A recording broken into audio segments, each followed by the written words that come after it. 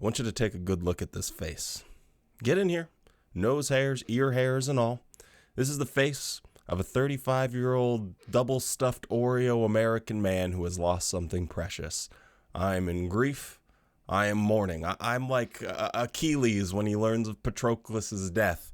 I'm just like rolling around on the ground, grabbing charcoal, dust, and just in sorrow, rubbing it on my face, ripping my clothes off.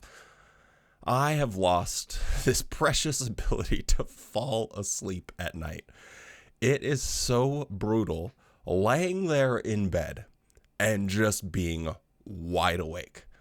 Being tired as all hell for hours before, and okay, finally, boom, you hop into bed and you just go, boop, 100% awake. And ain't nothing I can do about it. And it's getting old. I'm getting tired of it because it's starting to affect my mind. Now, historically, I've never been a great sleeper. It's not something that I've really needed to do. Most people are like, oh yeah, I need my 8 to 10 hours. And I just think that that's really silly. I've lived my life, maybe 5 hours is like my sweet spot. Get more than that, I get kind of groggy. But yeah, you give me 5 hours of sleep, I'm good to go. Now I can't even get like anything close to that. If I could just get half of that, I'd be happy. It is so brutal, man. And I've tried it all. Like, don't drink coffee, don't drink water, don't eat before bed, do some stretching, try some tea, this, that, and the third, the melatonin. You can take a triple dose of melatonin. Nothing. Absolutely nothing. And it's getting old. I'm getting tired of it because my brain is starting to break. For the first time, I wasn't able to successfully enter in a code that was texted to me. Like you're trying to enter something in and you got to do the 2-step verification. So they text you a code and it pops up on the notification on your screen for like 3 seconds and you got to read it quick and then you type it in. Well, I couldn't remember it. So I had to go into my messages and actually look at it for a second time. 2 months ago, you could have sent me a 27-digit code, given me a quarter of a second to look at it and asked me 10 hours later and I'd be able to tell you what it is. This is brutal. I don't know how to function anymore. Having like a very sharp mind and memory and very fast recall is a quintessential part of my life. And holy cow, it's gone. So I don't know exactly why I'm whining here. I guess I just call the ambulance because Wally's in his feelings. But anyway, if you've been wondering what's been going on, Wally, why aren't you uploading videos? I was planning on taking a little bit of a break because I was going insano style there for a bit with the convention.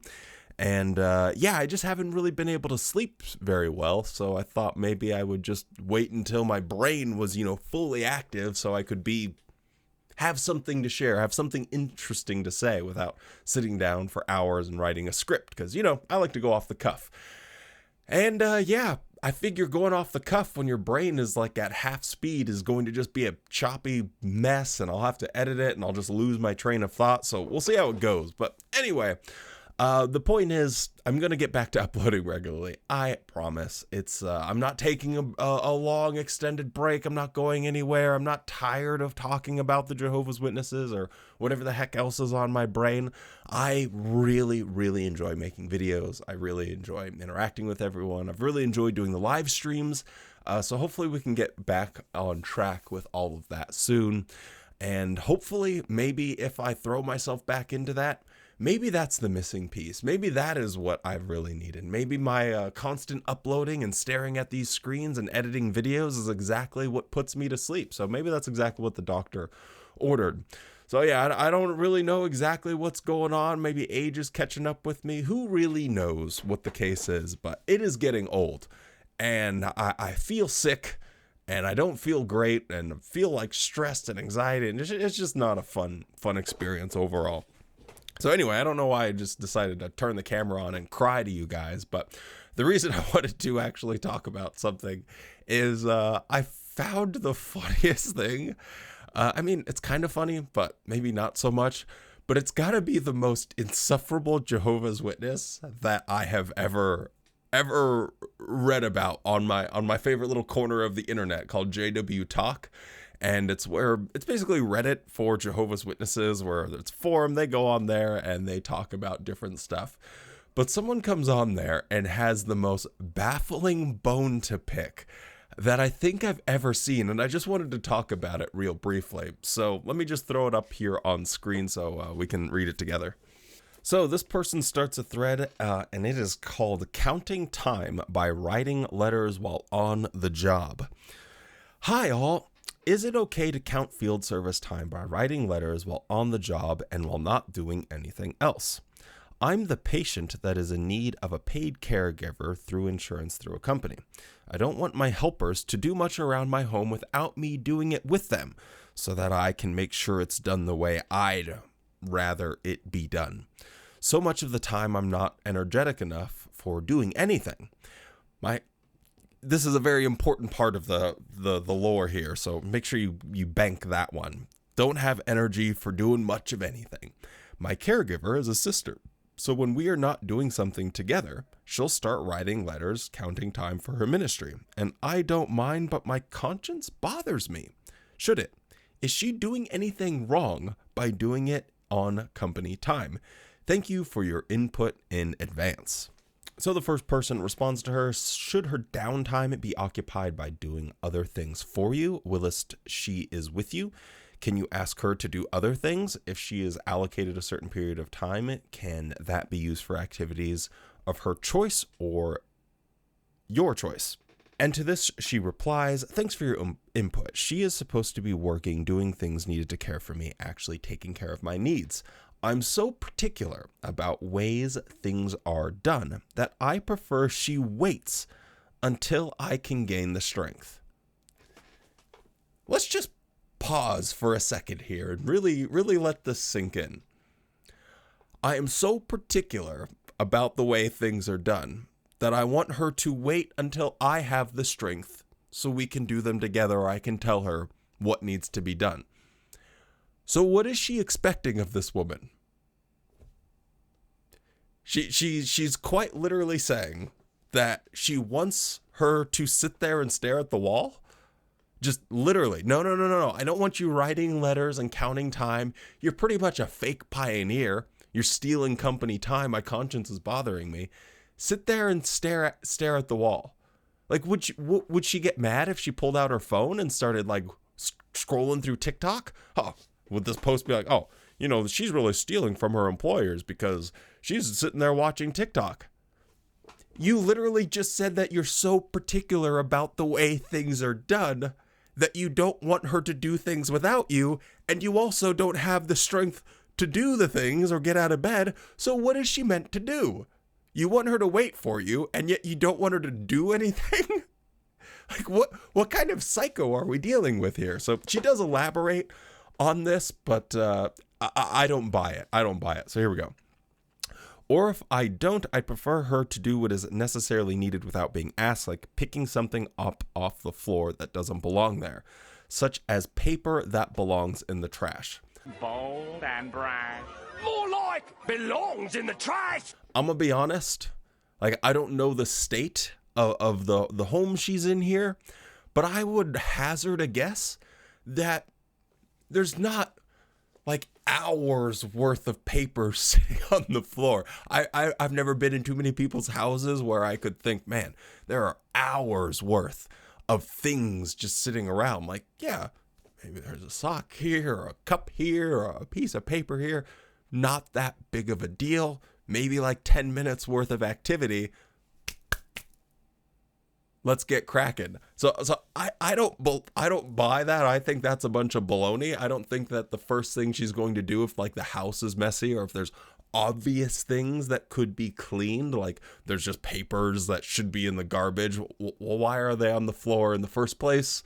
It's very, very confusing, but I don't buy this hypothetical story she's painting here.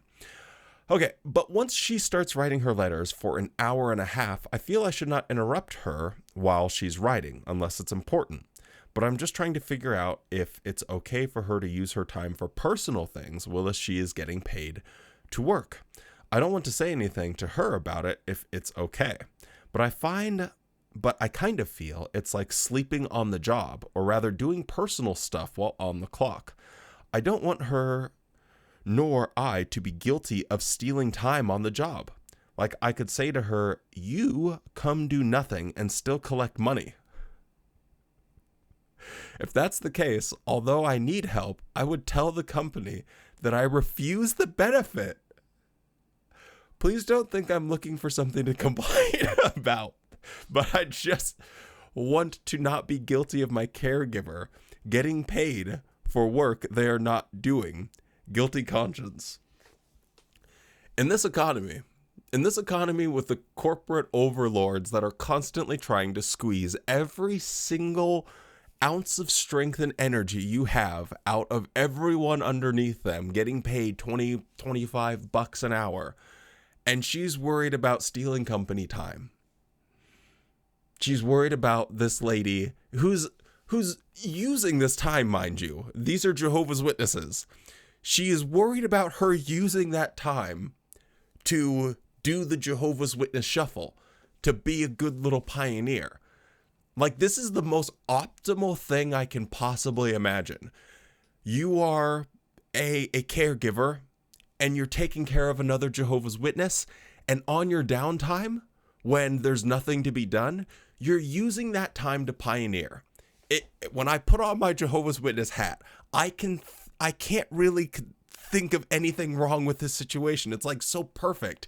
It's a match made in heaven. Like, they're the perfect team, the dynamic duo. She gets to pioneer, and yet she's sitting over there with her arms crossed like, oh, I might have to report her. I don't know. I think I might have to get this bitch fired because she is trying to pioneer on company time. What is she talking about? And it seems like the whole thing is like, she's so particular. Like, she qualified everything. Like, oh, I want to make sure I'm there to make sure she's doing everything just the way that I like it, the way that I prefer. Fair enough. Fair enough. If that's the way it is, cool. But what do you expect her to do? It's so unrealistic. So anyway, someone replies to this, which I think is great. Is this much different than informal witnessing? The only difference I see is the pioneer is not witnessing to you. In simple terms, it's like this. If she took 5 or 10 minutes to share Bible truth with a client, would she count that time? How is that any different than her taking 5 or 10 minutes to write a letter? And her reply to this is, it's an hour and a half, not 5 to 10 minutes. Thank you for your input. This woman sounds, well, I guess I don't know if it's a woman. Well, actually, it does say it is. This woman sounds completely insufferable. It's not 5 to 10 minutes. It's like an hour to an hour and a half. Like, I'm just so confused.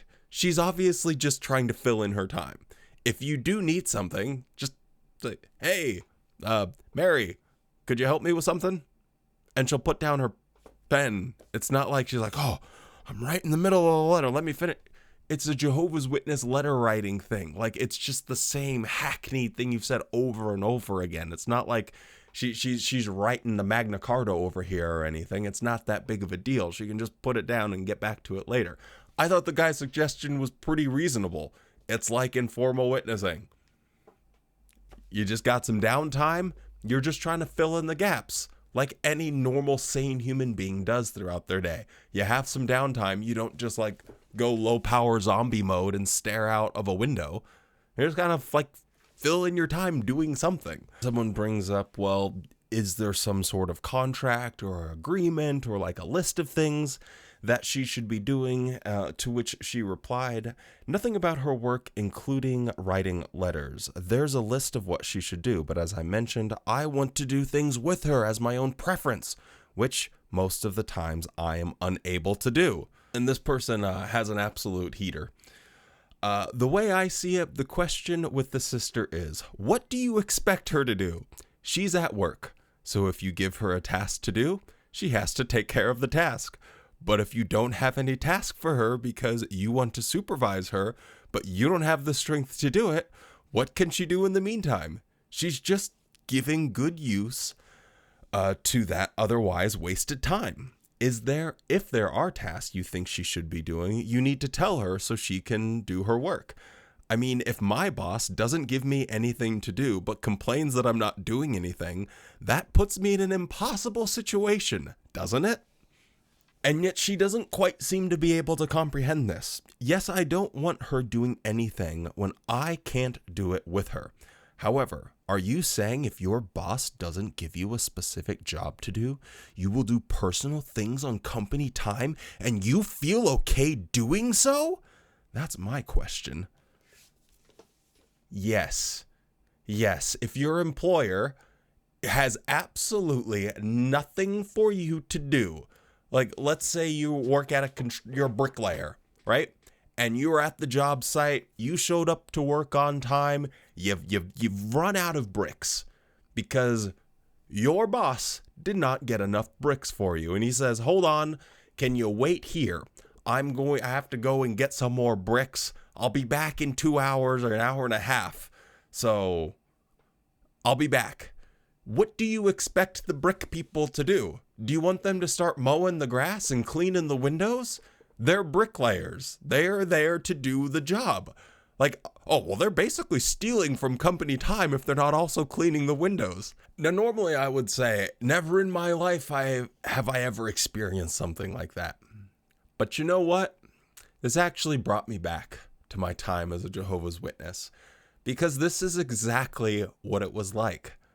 Every single little tiny detail that you have going on in your life will be scrutinized and examined by other people, and they will judge you, and they will try and find anything to snitch on you, to fault find, to make your life a little bit more miserable. If you've never been a witness and you're just kind of here popping into the channel wanting to know how they operate, this is a pretty classic example of just like the mindset of Jehovah's Witnesses. They are just trying to find any little fault they can with people around them, even in a situation which, as far as I can see it, there are no problems. You know, at the very worst in this woman's mind, she is using her downtime from her employer to pioneer. If I was a Jehovah's Witness, I'm like, that sounds pretty optimal. Like, that's the worst case scenario. And yet she wants to rat her out and what? Like, put her out on the street? Go find work somewhere else. I really, really don't like, just am so so happy. I'm just so happy that I don't have to deal with these people anymore, because they are so freaking annoying. Anyway, that's about all I have to say. Kind of a weird video, but yeah, we'll get right back to it. I got a funny one planned. Maybe I'll record it later today and upload it tomorrow. So anyway, with all that being said, stay safe, be kind. Don't forget to spend more time loving the things you love than hating the things you hate. And just, I don't know, like, pray to all the gods, maybe like get a cauldron and start putting stuff in there and stirring it around and chanting something. Just any vibes from the universe you can send me to help me get a good night's sleep. I would very much appreciate it.